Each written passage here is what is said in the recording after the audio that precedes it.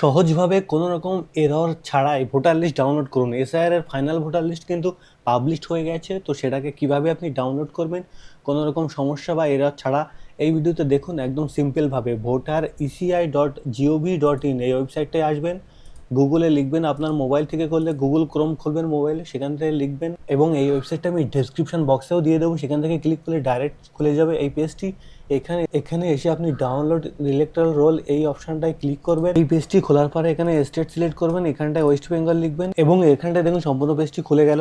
West Bengal 2026 থাকবে রিভিশনে, এখানে SIR final role 2026 থাকবে এবং সিলেক্ট ডিস্ট্রিক্ট, এখানটায় আপনার ডিস্ট্রিক্ট সিলেক্ট করবেন, যেখানটায় আপনার বাড়ি সেই ডিস্ট্রিক্ট সিলেক্ট করবেন এবং অ্যাসেম্বলি সিলেক্ট করবেন, যে অ্যাসেম্বলি আন্ডারে আপনি ভোট দেন সেই অ্যাসেম্বলি এখানটায় সিলেক্ট করবেন। করার পর এখানটায় ল্যাঙ্গুয়েজ সিলেক্ট, অটোমেটিক বেঙ্গলি চলে আসবে এবং এখানটায় আপনার নিচে দেখুন সব বুথ নাম্বার এখানটায় রয়েছে। এখানটায় থেকে আপনি নেক্সট করে পেজ চেঞ্জ করে দেখে নিতে পারবেন। যদি আপনি জানেন আপনার কত নাম্বার বুথ, তাহলে কিন্তু আপনি এভাবে এখানটায় সার্চ করতে পারবেন। এখানটায় লিখবেন, এখানে বক্সে ক্লিক করলে এখানটায় ক্যাপচার কোডটা দিতে হবে। ক্যাপচার কোডটা দিয়ে ডাউনলোড সিলেক্টেড পিডিএফে ক্লিক করলে ডাইরেক্ট এখানটায় কিন্তু ডাউনলোড হয়ে যাবে আপনার ইলেকট্রাল রোল এবং এখান থেকে আপনি আপনার নাম, আপনার পরিবারের নাম সব কিছু এখানটায় খুঁজে দেখে নিতে পারবেন। তো দেখুন কিছুক্ষণ অপেক্ষা করার পরে অটোমেটিক ডাউনলোড করে খুলে গেল। এখানটায় আপনার নাম, আপনার ফ্যামিলির নাম সব কিছু আপনি চেক করে নিতে পারবেন।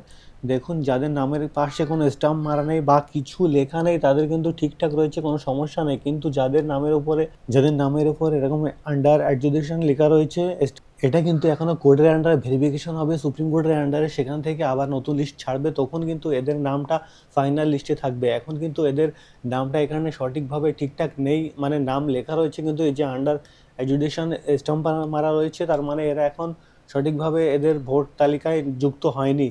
তো এদের ক্ষেত্রে এখনও ওয়েট করতে হবে, আবার ভেরিফিকেশন হবে, তারপরে কিন্তু আবার এদের নাম নেক্সট লিস্টে আসবে।